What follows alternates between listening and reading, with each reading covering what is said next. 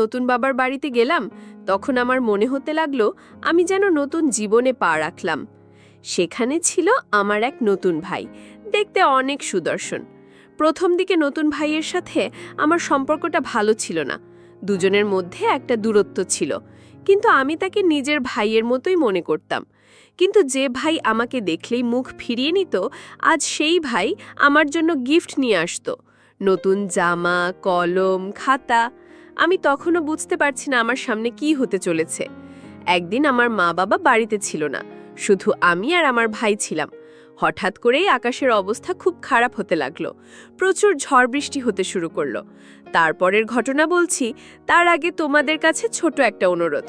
তোমরা যারা এখনো আমার চ্যানেলটি সাবস্ক্রাইব করনি, তারা আমার চ্যানেলটিকে সাবস্ক্রাইব করে পাশে থাকবা। এবার গল্পটি শুরু করি। আমার বাবা হঠাৎ একটা সড়ক দুর্ঘটনায় মারা যায়। মায়ের বয়স তখন ৩০ হবে। বিধবার পোশাকেও তার চেহারার বিষণ্ণতা এক ভিন্ন মাত্রা যোগ করেছিল। আমাদের ছোট্ট পৃথিবীটা যেন এক নিমিষেই থমকে গিয়েছিল। মা আর আমি একে অপরকে আঁকড়ে ধরে বেঁচেছিলাম। চারপাশ থেকে অনেকেই মাকে আবার নতুন করে জীবন শুরু করার জন্য প্রস্তাব দিত। মায়ের অল্প বয়স নিয়ে সমাজে নানা মন্তব্য শোনা যেত, যা তার জন্য মানসিক চাপের কারণ হয়ে দাঁড়িয়েছিল। কিন্তু মায়ের এক কথা, আমার মেয়ে স্বর্ণাকে রেখে আমি কখনো দ্বিতীয়বার সংসার করার কথা ভাবতে পারবো না। আমার দাদুবাড়ি আর নানাবাড়ির সবাই মাকে বোঝানোর চেষ্টা করত। দাদু বলতেন, এভাবে একা একা একটা জীবন কাটিয়ে দেওয়া যায় না। নানা ভাই কাই দীর্ঘশ্বাস ফেলে বলতেন, নারীর জীবনে একজন সঙ্গীর উপস্থিতি সামাজিকভাবে গুরুত্বপূর্ণ। মাথার উপর একজন অভিভাবক না থাকলে সমাজ ভালো চোখে দেখে না। তাদের কথাগুলো মায়ের মনের ভেতরটা ভারাক্রান্ত করে তুলত, কিন্তু আমার মুখের দিকে তাকিয়ে তিনি সব কষ্ট নীরবে সহ্য করতেন। কিন্তু সময় সবকিছু বদলে দেয়। আমার বয়স যখন 18 পেরিয়ে 19-এ পা দিল, তখন পরিস্থিতি আরও জটিল হতে শুরু করলো। আমি বড় হচ্ছিলাম, আমার ভবিষ্যৎ, আমার নিরাপত্তা, এই সব চিন্তা মায়ের ওপর আরও চাপ সৃষ্টি করছিল। অবশেষে পরিবারের সবার সম্মিলিত অনুরোধে মা হার মানলেন। শহরের নামকরা ব্যবসায়ী আমির হোসেনের সাথে মায়ের বিয়ে ঠিক হলো। ভদ্রলোকের প্রথম স্ত্রী মারা গেছেন, তার একটি ছেলে সন্তানও আছে। বিয়ের আগেই তিনি আমার আর মায়ের সাথে দেখা করতে এসেছিলেন। খুব শান্ত আর ব্যক্তিত্ববান একজন মানুষ। তিনি মাকে বলেছিলেন, দেখুন, আমি আপনাকে বিয়ে করছি মূলত আমার ছেলে সোহানের জন্য একজন মায়ের ছায়া দিতে। ওর মা মারা যাওয়ার পর থেকে ছেলেটা বড্ড একা হয়ে গেছে, আর আপনার মেয়ে স্বর্ণার দায়িত্ব আজ থেকে আমার। আমি ওকে নিজের মেয়ের মতোই দেখব। ওর পড়াশোনা থেকে শুরু করে কোনো কিছুর অভাব আমি হতে দেব না। একদিকে পরিবারের চাপ, অন্যদিকে আমার ভবিষ্যতের কথা চিন্তা করে মা এই বিয়েতে রাজি হয়ে গেলেন। কিন্তু আমার মনটা কিছুতেই সায় দিচ্ছিল না। নিজের চেনা বাড়ি, চেনা পরিবেশ ছেড়ে সম্পূর্ণ অজানা এক পৃথিবীতে পা রাখতে আমার ভয় করছিল। বিয়ের পর মায়ের সাথে আমি যখন নতুন বাবার বাড়িতে গেলাম, আমার ভেতরটা কেমন যেন অস্বস্তিতে ছেয়ে গেল। বিশাল বড় বাড়ি, চারিদিকে দামি আসবাবপত্র, কিন্তু সবকিছুতেই কেমন যেন একটা প্রাণহীন ভাব। এই বাড়ির প্রতিটি কোণায় যেন একাকিত্ব বাসা বেঁধে আছে। আর এখানেই আমার প্রথম দেখা হলো আমার নতুন ভাই সোহানের সাথে। সে আমার থেকে কয়েক বছরের বড় হবে। দেখতে অনেক সুন্দর, ফর্সা চেহারা, ঘন কালো চুল আর গভীর দুটো চোখ। প্রথম আমি তাকে ভাইয়া বলে ডাকতে খুব একটা স্বাচ্ছন্দ্য বোধ করতাম না। সে আমার সৎ ভাই, কিন্তু ভাই শব্দটা আমার মুখ দিয়ে সহজে আসতে চাইতো না। আর সবচেয়ে অদ্ভুত ব্যাপার ছিল তার আচরণ। আমার মনে হতো সে প্রায়ই আমার দিকে তাকিয়ে কিছু ভাবছে। মনে হতো সে আমায় কিছু বলতে চায়, কিন্তু বলতে পারে না। আমার নতুন জীবনটা কেমন হতে চলেছে সেই অজানা আশঙ্কায় আমার ভেতরটা কুঁকড়ে যেতে লাগলো। নতুন বাড়িতে আমার দিনগুলো কাটছিল এক অদ্ভুত দ্বিধা আর অস্বস্তির মধ্যে। আমির হোসেন, আমার নতুন বাবা, মানুষ হিসেবে খুবই ভালো ছিলেন। তিনি আমার পড়াশোনা, আমার স্বাচ্ছন্দ্যের সব দিকে খেয়াল রাখতেন। মাও ধীরে ধীরে এই নতুন জীবনের সাথে মানিয়ে নেওয়ার চেষ্টা করছিলেন। কিন্তু আমার মনের শান্তি কেড়ে নিয়েছিল একজনই, আমার সৎ ভাই সোহান। সোহানের আচরণগুলো দিন দিন আমার কাছে আরও বেশি রহস্যময় হয়ে উঠছিল। সে খুব কম কথা বলতো। আমি চোখাচোখি হলেই সে দৃষ্টি সরিয়ে নিত। কিন্তু আমার মনের ভেতরে একটা অস্বস্তি সৃষ্টি হতো। আমার মনে হতো তার এই নীরবতার পেছনে কোনো অজানা কারণ লুকিয়ে আছে যা আমি স্পষ্টভাবে বুঝতে পারছিলাম না। তার আচরণে কোনো সরাসরি অশোভনতা ছিল না, কিন্তু তার উপস্থিতি আমাকে অস্বস্তিতে ফেলত। আমি চেষ্টা করতাম নিজের কাজে মনোযোগ দিতে, কিন্তু মাঝে মাঝে মনে হতো কেউ আমাকে নীরবে পর্যবেক্ষণ করছে। একদিন দুপুরবেলা কলেজ থেকে এসে আমি রুমে শুয়েছিলাম। তখন আমার সৎ ভাই আমার ঘরে এসে জিজ্ঞেস করল, লেখাপড়া কেমন চলছে? এই বাড়িতে কোনো অসুবিধা হচ্ছে না তো? কেন জানি না তার কথাতে আমি বিরক্ত বোধ করতাম। তবে সে মাঝে মাঝে আমার দিকে তাকিয়ে কিছু বলতে চাইতো, কিন্তু বলে না। আমার মনে হলো কোনো গোপন কথা। আমার মনে নানা প্রশ্ন ঘুরপাক খেতে লাগলো। এরপর থেকে এমন ছোটখাটো ঘটনা প্রায় ঘটতে লাগলো। একদিন মা আর বাবা একটা দাওয়াতে গিয়েছিলেন। বাড়িতে আমি আর সোহান একা।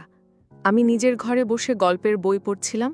হঠাৎ সোহান আমার ঘরে এসে হাজির, হাতে এক প্লেট পেয়ারা মাখানো।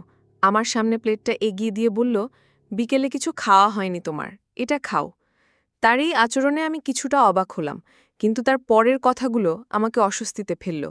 সে আমার পাশে রাখা একটা চেয়ারে বসে বলল, তোমার পড়ার টেবিলটা তো খুব সুন্দর করে গুছিয়ে রেখেছ, এই বইটা কি নতুন কিনেছ? তার মুখে এই প্রশংসা শুনে আমার একটুও স্বস্তি লাগল না। আমি কোনো মতে ধন্যবাদ দিয়ে প্লেটটা হাতে নিলাম, কিন্তু আমার গলা দিয়ে এক টুকরা পেয়ারাও নামছিল না। আমার মনে হচ্ছিল এই ছেলেটার মনে নিশ্চয়ই কোনো অজানা চিন্তা আছে। সে আমার সৎ ভাই, কিন্তু তার আচরণে পারিবারিক সম্পর্কের স্বাভাবিকতা আমি অনুভব করছিলাম না।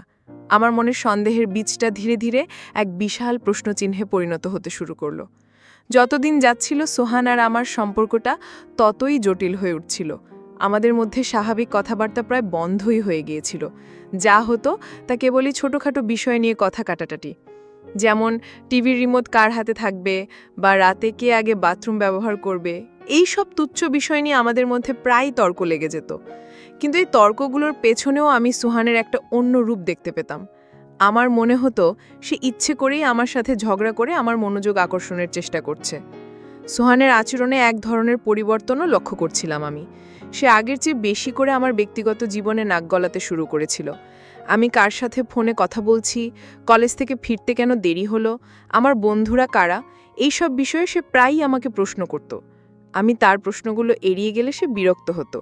বলতো, বাবা আমাকে তোর খেয়াল রাখতে বলেছেন, তাই জিজ্ঞেস করছি। আমার কাছে এটা খেয়াল রাখার চেয়ে একটু বেশি কিছুই মনে হতো। সবচেয়ে অস্বস্তিকর ঘটনাটা ঘটল এক রাতে। সেদিন লোডশেডিং হয়েছিল। আমি গরমে ঘুমাতে পারছিলাম না, তাই ঘরের বারান্দার দরজাটা খুলে রেখেছিলাম। গভীর রাতে হঠাৎ আমার ঘুম ভেঙে গেল। আমার মনে হলো বারান্দায় কেউ দাঁড়িয়ে আছে। ভয়ে ভয়ে আমি চোখ খুলে তাকালাম এবং যা দেখলাম তাতে আমি চমকে উঠলাম। গভীর রাতে হঠাৎ আমার ঘুম ভেঙে গেল। বারান্দার দিক থেকে একটা শব্দ আসায় আমি উঠে বসলাম। দেখলাম সোহান বারান্দায় চুপচাপ দাঁড়িয়ে বাইরের দিকে তাকিয়ে আছে। আমি ভীত হয়ে চোখ বন্ধ করে নিলাম এবং চুপচাপ শুয়ে রইলাম। সে কতক্ষণ ওখানে দাঁড়িয়েছিল আমি জানি না, কিন্তু আমার মনে হচ্ছিল যেন অনন্তকাল ধরে সে ওখানে দাঁড়িয়ে আছে। ভয়ের কারণে আমি স্থির হয়ে গিয়েছিলাম। সে কি বুঝতে পেরেছিল আমি জেগে আছি? সে কেন আমার ঘরের বারান্দায় এভাবে দাঁড়িয়ে থাকবে? হাজারটা অজানা আশঙ্কা আমার মাথায় ঘুরপাক খেতে লাগলো। পরদিন সকালে আমি স্বাভাবিক থাকার অনেক চেষ্টা করলাম, কিন্তু পারলাম না। নাস্তার টেবিলে আমি সোহানের চোখের দিকে তাকাতে পারছিলাম না। আমার কেবলই রাতের সেই দৃশ্যটা মনে পড়ছিল। সে এমন ভাব করছিল যেন কিছুই হয়নি। এর কিছুদিন পর থেকে সে আমাকে দিয়ে তার ছোটখাটো কাজ করিয়ে নেওয়া শুরু করল, যেমন, স্বর্ণা, আমার ঘর থেকে ল্যাপটপের চার্জারটা এনে দিত, অথবা এক কাপ চা বানিয়ে দিবে। প্রথম আমি করতাম, কিন্তু সে এমনভাবে কথা বলতো যে মা বা বাবা শুনলে আমাকেই ভুল বুঝতেন।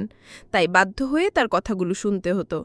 আমার মনে হতো সে ধীরে ধীরে আমার সব ব্যাপারে নিজের মতামত দেওয়ার চেষ্টা করছে।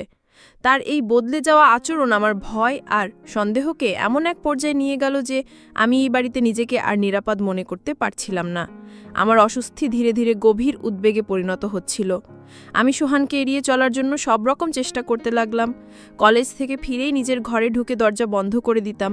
খুব প্রয়োজন ছাড়া ঘর থেকে বের হতাম না, কিন্তু তাতেও যেন নিস্তার ছিল না। একদিন সোহান এসে আমাকে বলল, চল, তোকে শহরটা একটু ঘুরিয়ে আনি। তুই তো এখানে নতুন এসেছিস, কিছুই চিনিস না, তোকে ভালো কোনো রেস্টুরেন্টে নিয়ে যাই। তার এই প্রস্তাব শুনে আমার মনের ভেতরটা কেঁপে উঠল। তার সাথে একটা বাইরে যাওয়ার কথা আমি কল্পনাও করতে পারছিলাম না। আমার মনে হলো এটা নিশ্চয়ই তার নতুন কোনো পরিকল্পনা। সে আমাকে একা বাইরে নিয়ে যেতে চায় কেন? আমি সাথে সাথে বলে দিলাম, না ভাই, আমার ভালো লাগছে না, আমি যাব না। আমার সরাসরি না শুনে তার মুখের হাসিটা মিলিয়ে গেল। সে কিছুটা আহত গলায় বলল, কেন যাবি না? তোর কি আমার সাথে যেতে কোনো সমস্যা আছে? আমি কোনো উত্তর না দিয়ে চুপ করে রইলাম। সে আর কিছু না বলে বিরক্ত হয়ে চলে গেল। কিন্তু এই ঘটনাটা আমার মনে আরও গভীর দাগ কেটে গেল। এর কয়েকদিন পরের ঘটনা। আমি কলেজ শেষ করে বাড়ির দিকে হাঁটছিলাম। হঠাৎ দেখি সোহান রাস্তার মোড়ে বাইক নিয়ে দাঁড়িয়ে আছে। আমাকে দেখতে পেয়ে সে আমার দিকে এগিয়ে এলো। আমি তাকে দেখে অন্যদিকে হাঁটা শুরু করতে চেয়েছিলাম, কিন্তু সে আমার পথ আটকে দাঁড়ালো। তার চোখে মুখে একটা জরুরি ভাব। সে বলল, স্বর্ণা, তোর সাথে আমার কিছু জরুরি কথা ছিল। তার গলার স্বর শুনে আমার মনে হলো এবার বুঝি সে তার আসল উদ্দেশ্য প্রকাশ করবে। আমার হাত পা ভয়ে ঠান্ডা হয়ে আসছিল। আমি আশেপাশে তাকালাম, কিন্তু রাস্তাটা তখন বেশ ফাঁকা। আমার মনে হলো আমি এক বিপদে পড়তে চলেছি। আমি কাঁপা কাঁপা গলায় বললাম, কি কথা?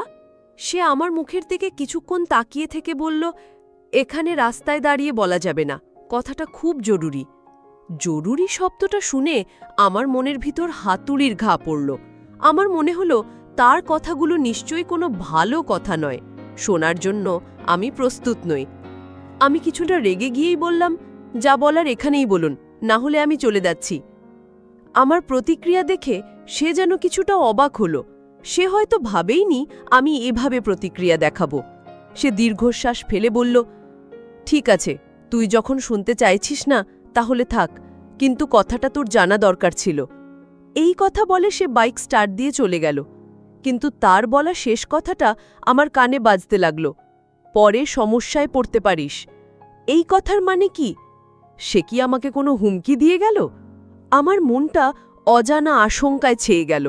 আমি বুঝতে পারছিলাম পরিস্থিতি ধীরে ধীরে আমার নিয়ন্ত্রণের বাইরে চলে যাচ্ছে। সোহানের আচরণ আর তার বলা কথাগুলো আমার রাতের ঘুম কেড়ে নিয়েছিল। আমি সারাক্ষণ এক ধরনের আতঙ্কের মধ্যে থাকতাম। আমার পড়াশোনায় মন বসছিল না, কোনো কিছুতেই আমি শান্তি পাচ্ছিলাম না। আমার মনে হচ্ছিল এই চার দেওয়ালের মধ্যে আমার নিঃশ্বাস বন্ধ হয়ে আসছে। আমি বুঝতে পারছিলাম এই বিষয়টা আর একা একা নিজের মধ্যে চেপে রাখা সম্ভব নয়, আমাকে কাউকে বলতেই হবে। অনেক দ্বিধা আর ভয় নিয়ে আমি অবশেষে মায়ের সাথে কথা বলার সিদ্ধান্ত নিলাম। একদিন বিকেলে মা যখন বারান্দায় বসে চা খাচ্ছিলেন, আমি তার পাশে গিয়ে বসলাম। আমার মুখ দেখেই হয়তো মা কিছু একটা আঁচ করতে পেরেছিলেন। তিনি চশমার ফাঁক দিয়ে আমার দিকে তাকিয়ে জিজ্ঞেস করলেন, কি রে, তোর মুখটা এমন শুকনো লাগছে কেন? শরীর খারাপ? আমি আর নিজেকে সামলাতে পারলাম না। আমার চোখ দিয়ে টপ টপ করে জল পড়তে লাগলো। আমি কাঁদতে কাঁদতে মাকে সব কথা খুলে বললাম। সোহানের অদ্ভুত চাহনি, রাতের বেলা বারান্দায় দাঁড়িয়ে থাকা, আর সেদিন রাস্তায় আমার সাথে কথা বলতে যাওয়ার ঘটনা, সব কিছু আমি মাকে জানালাম। আমার মনে হচ্ছিল কথাগুলো বলে আমার মনের ওপর থেকে একটা বিশাল পাথর নেমে গেল। আমি আশা করেছিলাম মা আমার কথাগুলো শুনবেন, আমাকে বুঝবেন এবং আমাকে এই পরিস্থিতি থেকে রক্ষা করবেন। কিন্তু আমার সব আশায় জল ঢেলে দিলেন মা। তিনি আমার সব কথা মনোযোগ দিয়ে শুনলেন, তারপর একটা দীর্ঘশ্বাস ফেলে বললেন, তুই শায়দ অকারণে চিন্তা করছিস মা। আমি অবাক হয়ে মায়ের মুখের দিকে তাকালাম। বললাম, অকারণে চিন্তা করছি মানে? আমি যা যা বললাম তোমার কি মনে হয় এগুলো স্বাভাবিক? মা আমার মাথায় হাত বুলিয়ে দিয়ে শান্ত গলায় বললেন, দেখ স্বর্ণা, সোহান ছেলেটা ছোটবেলায় ওর মাকে হারিয়েছে। ওর জীবনে কোনো বোনও ছিল না। তুই আসার পর থেকে ও হয়তো তোকে নিজের বোনের জায়গাটা দেওয়ার চেষ্টা করছে। ও হয়তো বুঝতে পারছে না যে ওর কোন আচরণে তুই অস্বস্তি বোধ করছিস। ও তো খেয়াল রাখতে চাইছে আর তুই সেটাকে ভুল বুঝছিস। এটা খুবই স্বাভাবিক একটা ব্যাপার। আমি মায়ের কথাগুলো বিশ্বাস করতে পারছিলাম না। আমি বললাম, মা, তুমি আমার কথা বিশ্বাস করছো না? খেয়াল রাখার নজরদারি করার মধ্যে পার্থক্য আছে। মা, ওর আচরণগুলো আমার কাছে স্বাভাবিক মনে হয় না। মা কিছুটা বিরক্ত হয়ে বললেন, ধুর পাগলি, এসব তোর মনের ভুল। নতুন পরিবেশে এসেছিস, তাই হয়তো সবকিছু তোর কাছে অন্যরকম মনে হচ্ছে। সোহানকে একটু সময় দে, দেখবি সব ঠিক হয়ে যাবে। এসব নিয়ে আর একদম চিন্তা করবি না। মায়ের এই কথায় আমি পুরোপুরি ভেঙে পড়লাম। যে মানুষটাকে আমি সবচেয়ে বেশি বিশ্বাস করতাম, তিনিও আমার কথা বিশ্বাস করলেন না। আমার মনে হলো এই পৃথিবীতে আমাকে বোঝার মতো আর কেউ নেই। মা আমার কথাগুলোকে মনের ভুল বলে উড়িয়ে দিলেন। আমার মনে হলো আমি এক অথই সমুদ্রে একা হাবুডুবু খাচ্ছি। সাহায্যের জন্য কাউকে ডাকলেও কেউ আমার ডাক শুনতে পাচ্ছে না। আমার ভয়, আমার আতঙ্ক, আমার কষ্ট সব কিছুই যেন অর্থহীন হয়ে গেল। আমি বুঝতে পারলাম এই লড়াইটা আমাকে একাই লড়তে হবে। মায়ের কাছ থেকে কোনো সাহায্য না পেয়ে আমি আরও বেশি একা আর অসহায় হয়ে পড়লাম। আমার মনে হলো এই বাড়িতে আমার পক্ষে আর থাকা সম্ভব নয়। আমি সোহানকে আগের চেয়েও বেশি এড়িয়ে চলতে শুরু করলাম, কিন্তু সেও যেন নাছোড়বান্দা। সে আমার সাথে কথা বলার জন্য সুযোগ খুঁজতেই থাকতো। একদিন রাতে আমি ডাইনিং টেবিলে বসে পড়ছিলাম। বাড়ির সবাই তখন ঘুমিয়ে পড়েছে। হঠাৎ সোহান আমার সামনে এসে দাঁড়ালো। আমি তাকে দেখে বই খাতা গুছিয়ে উঠে যেতে চাইলাম, কিন্তু সে আমার পথ আটকে বলল, একটু দাঁড়া, তোকে একটা কথা বলার ছিল। আমি বিরক্ত হয়ে বললাম, আমার কোনো কথা শোনার আগ্রহ নেই। সোহান আমার প্রতিক্রিয়ায় একটু অবাক না হয়ে শান্ত গলায় বলল, শোন, আমি জানি তুই আমাকে ভুল বুঝছিস, কিন্তু আমি যা বলতে চাই সেটা তো শোনা দরকার। দয়া করে আমার কথাটা একবার শোন। তার অনুরোধ শুনে আমার সন্দেহ আরও বেড়ে গেল। এমন কি কথা? আমার মনের ভেতরটা ঢুকপুক করতে লাগলো। তারপরেও কৌতূহলের কাছে আমি হার মানলাম। ধীর গলায় বললাম, কি কথা? সোহান আমার চোখের দিকে সরাসরি তাকিয়ে বলল, আমি তোকে একটা উপহার দিতে চাই। আমি অবাক হয়ে বললাম, উপহার? কিসের উপহার? আমার কোনো উপহারের প্রয়োজন নেই, আমি নেব না। আমার কথা শুনে সে মৃদু হাসল, বলল, উপহারটা কি সেটা তো আগেই দেখ, তারপর সিদ্ধান্ত নিবি কিনা। কাল কলেজ থেকে ফেরার সময় আমার জন্য অপেক্ষা করিস, আমি তোকে দেব। তারপরের কথাটা আমার মনের ভেতরটা তোল পার করে দিল। আবার করে দিল। সে খুব আন্তরিকতার সাথে বলল, দেখ স্বর্ণা, তুই আমার সৎ বোন হলেও আমি তোকে কোনোদিন সৎ ভাবিনি। তোকে আমি নিজের ছোট বোনের মতোই ভাবি। আমার কোনো বোন নেই, তাই আমি হয়তো বুঝতে পারি না একটা বোনের সাথে কেমন আচরণ করতে হয়। আমার কোনো আচরণে যদি তুই কষ্ট পেয়ে থাকিস তাহলে আমি দুঃখিত। তার মুখে এই কথাগুলো শুনে আমার মনটা মুহূর্তের জন্য নরম হয়ে গিয়েছিল।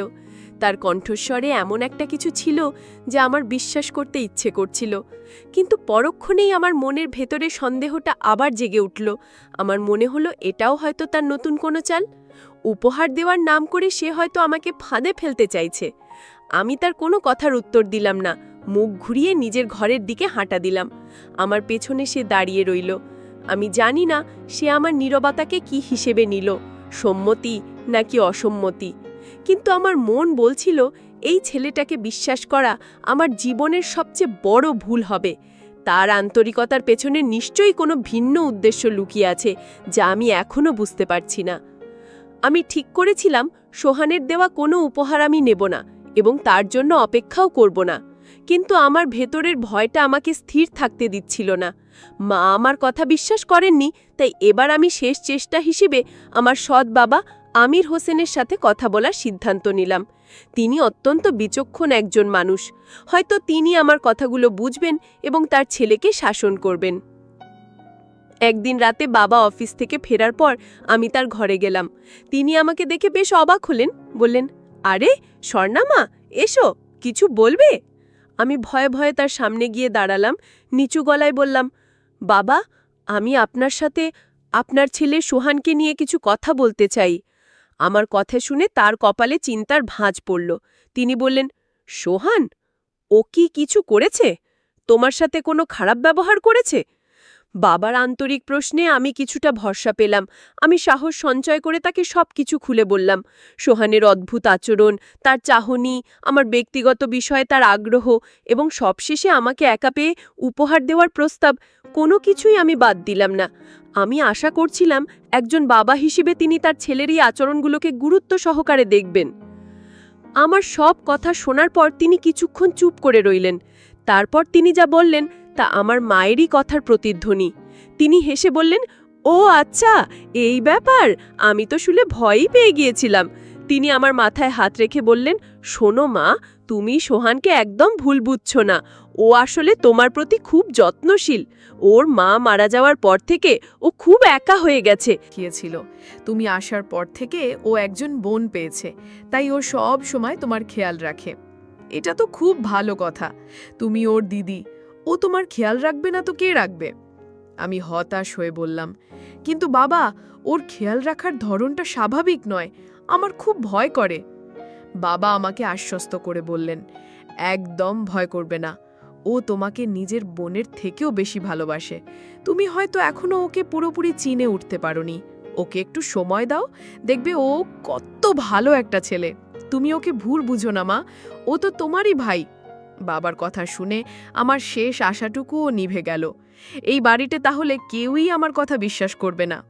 মা, বাবা সবাই ভাবছে আমিই ভুল, আমিই সোহানকে সন্দেহ করছি। আমার মনে হলো আমি এক দেয়ালে পিঠ দিয়ে দাঁড়িয়ে আছি, যেখান থেকে পালানোর কোনো পথ নেই। সবাই সোহানকে ভালো ছেলে হিসেবেই জানে, তার ভেতরের রূপটা শুধু আমিই দেখতে পাচ্ছি, কিন্তু কাউকে বোঝাতে পারছি না। আমার সিদ্ধান্তটা আমি নিয়ে ফেললাম। এই বাড়িতে আর এক মুহূর্তও থাকা আমার পক্ষে সম্ভব নয়। আমাকে এখান থেকে চলে যেতেই হবে, যত তাড়াতাড়ি সম্ভব। আমার পৃথিবীটা যেন আমার বিরুদ্ধাচরণ করছিল। যে মা বাবার উপর ভরসা করে আমি বেঁচেছিলাম, তারাই আমার সবচেয়ে বড় ভয়টাকে মনের ভুল বলে উড়িয়ে দিলেন। আমি চূড়ান্ত সিদ্ধান্ত নিলাম, এই বাড়ি ছেড়ে আমি চলে যাব। কোথায় যাব জানি না, কিন্তু এখানে আর নয়। এক গভীর রাতে আমি আমার প্রয়োজনীয় কিছু জিনিসপত্র একটা ব্যাগে ভরতে শুরু করলাম। আমার হাত কাঁপছিল, চোখ দিয়ে অঝরে জল পড়ছিল। নিজের বাড়ি ছেড়ে, নিজের চেনা জগৎ ছেড়ে এক অনিশ্চিত ভবিষ্যতের দিকে পা বাড়াতে আমার খুব ভয় করছিল, কিন্তু এছাড়া আমার আর কোনো উপায় ছিল না। আমি যখন ব্যাগ গুছিয়ে ঘর থেকে বের হতে যাব, ঠিক তখনই দরজায় আমার সৎ বাবার গলার আওয়াজ পেলাম। স্বর্ণা মা, তুমি কি জেগে আছো? তোমার ঘরের আলো জ্বলছে। আমি দরজা খুলতেই তিনি আমার হাতে ব্যাগ দেখে চমকে উঠলেন। তার পেছনে মাও ছিলেন। আমার অবস্থা দেখে তারা দুজনেই বুঝতে পারলেন আমি বাড়ি ছেড়ে চলে যাচ্ছি। বাবা আমার হাত ধরে বিছানায় বসালেন। তার চোখে মুখে ছিল গভীর উদ্বেগ আর কষ্ট। তিনি নরম গলায় বললেন, তুমি আমাদের ওপর এত বড় অভিমান করেছ মা? আমাদের কিছু না বলেই চলে যাচ্ছ? আমি কান্নায় ভেঙে পড়লাম। বললাম, আমার কথা তো আপনারা কেউ বিশ্বাসই করেননি। আমার এখানে দম বন্ধ হয়ে আসছে, আমি আর থাকতে পারবো না। বাবা একটা দীর্ঘশ্বাস ফেললেন। তিনি আমার দিকে তাকিয়ে বললেন, আজ তোমাকে আমি একটা সত্যি কথা বলবো, যা এতদিন তোমাকে বলা হয়নি। সোহানকে নিয়ে তোমার যা যা অভিযোগ, তার কারণটা আজ তুমি জানতে পারবে। বাবার কথায় আমি অবাক হয়ে তার দিকে তাকালাম। ঠিক সেই মুহূর্তে সোহান ঘরে ঢুকল। তার হাতে ছিল একটা সুন্দর করে প্যাক করা গিফট বক্স। আমাকে আর বাবাকে একসাথে দেখে সে কিছুটা থমকে গেল। বাবা সোহানকে ইশারায় বসতে বললেন। তারপর বলতে শুরু করলেন, সোহানের যখন 10 বছর বয়স, তখন ওর মা এক ভয়াবহ সড়ক দুর্ঘটনায় মারা যায়। চোখের সামনে মায়ের চলে যাওয়াটাও মেনে নিতে পারেনি। ও পুরোপুরি চুপ হয়ে গিয়েছিল। দিনের পর দিন কারোর সাথে কথা বলতো না, হাসতো না, খেলতো না। আমি অনেক ডাক্তার দেখিয়েছি, কিন্তু কোনো লাভ হয়নি। ওর মনের মধ্যে ওর মাকে হারানোর ভয়টা স্থায়ীভাবে বসে গিয়েছিল। বাবার কথাগুলো শুনতে শুনতে আমার মনের ভেতরটা মোচড় দিয়ে উঠল। বাবা বলে চললেন, অনেক বছর পর আমি যখন তোমার মাকে বিয়ে করার সিদ্ধান্ত নিই, তখন সোহানি প্রথম আমার সাথে মন খুলে কথা বলে। ও আমাকে একটা শর্ত দিয়েছিল। ও বলেছিল, বাবা, তুমি বিয়ে করতে পারো, কিন্তু আমার জন্য শুধু একজন মা আনলে হবে না, আমার জন্য একজন বোনও আনতে হবে। আমি আর একা থাকতে চাই না। ওর মাকে হারানোর পর থেকে ও সবসময় চাইতো ওর যেন একটা ছোট বোন থাকে, যাকে ও আগলে রাখতে পারবে, ভালোবাসতে পারবে। কথাগুলো শুনে আমি বিস্ময়ে হতবাক হয়ে গেলাম। আমি সোহানের দিকে তাকালাম। তার চোখ দুটো জলে ছলছল করছিল। এবার সোহানি নিজেই মুখ খুলল। তার গলাটা ধরে আসছিল। সে আমার দিকে তাকিয়ে বলল, স্বর্ণা, আমি সত্যি খুব দুঃখিত। আমি বুঝতে পারিনি আমার আচরণ তোকে এত ভয় পাইয়ে দেবে। আমি আসলে তোকে আগলে রাখতে চেয়েছিলাম। সে বলতে লাগলো, আমি তোর দিকে তাকিয়ে থাকতাম কারণ আমি দেখতে চাইতাম তুই এই বাড়িতে খুশি আছিস কিনা।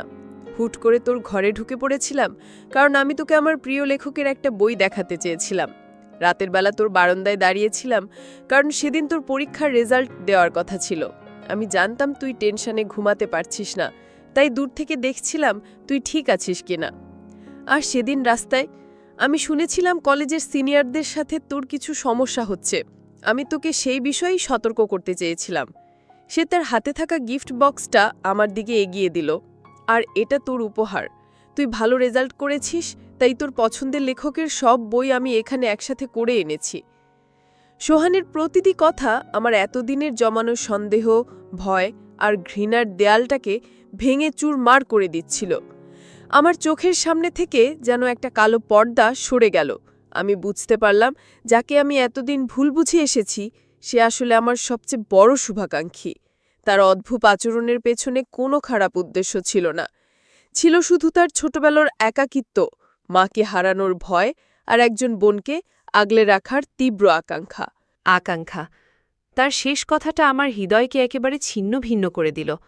সে বলল, আমার সবচেয়ে বড় ভয় ছিল কি জানিস? আমার ভয় হতো আমার মায়ের মতো তুইও যদি একদিন আমার জীবন থেকে হারিয়ে যাস, তাহলে আমি আবার একা হয়ে যাব। তাই আমি সবসময় তোর খেয়াল রাখার চেষ্টা করতাম, যাতে তোর কোনো বিপদ না হয়। আমি আর নিজেকে ধরে রাখতে পারলাম না। কান্নায় ভেঙে পড়ে সোহানের সামনে হাত জোড় করে বললাম, ভাইয়া, আমাকে ক্ষমা করে দাও। আমি তোমাকে চিনতে পারিনি। আমি তোমাকে অনেক ভুল বুঝেছি। সোহান আমার হাত ধরে তুলে নিল। তার চোখ দিয়েও জল পড়ছিল। সে আমার মাথায় হাত রেখে বলল, তোর কোনো দোষ নেই, দোষটা আমারই। আমি আমার ভালোবাসাটা ঠিকমতো প্রকাশ করতে পারিনি। সেই রাতে আমাদের পরিবারের সব ভুল বোঝাবুঝির অবসান হলো। আমি বুঝতে পারলাম সম্পর্ক শুধু রক্তের হয় না, মনেরও হয়। সোহান আমার সৎ ভাই হতে পারে, কিন্তু সে আমাকে যে স্নেহ আর ভালোবাসা দিয়েছে তা হয়তো আমার নিজের ভাইও দিতে পারত না। আমি একজন মহান ভাইকে পেয়েছিলাম, যাকে চিনতে আমার অনেক দেরি হয়ে গিয়েছিল। সেদিন থেকে আমাদের এক নতুন সুন্দর জীবনের শুরু হলো, ভাই বোনের পবিত্র ভালোবাসার এক নতুন অধ্যায়। বন্ধুরা, তোমরা গল্পটির মতামত অবশ্যই কমেন্ট করে জানাতে ভুলবে না।